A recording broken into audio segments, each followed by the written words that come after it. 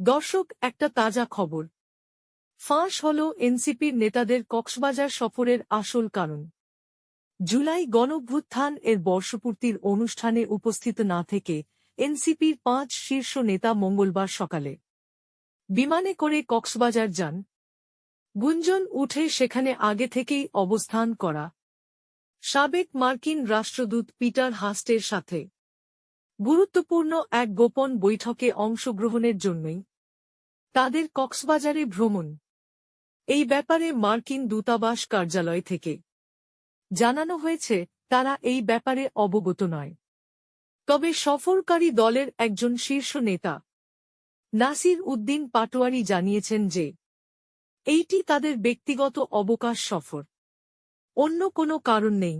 ঘটনাটি নিয়ে সোশ্যাল মিডিয়ায় নেটিজেনরাও বেশ সরগরম। কেউ কেউ বলছেন আগামী নির্বাচনের আগে সমুদ্রের হাওয়া খেয়ে মেন্টাল রিফ্রেশ হওয়ার জন্যই গেছেন।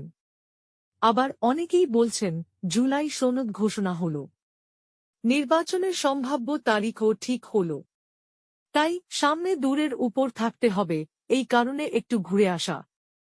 তবে প্রশ্ন উঠেছে, এই রকম একটি দিনেই কি তাদের ঘুরতে ইচ্ছে হল? অন্তত পরের দিন যেতে পারত, অথবা তার পরের দিন।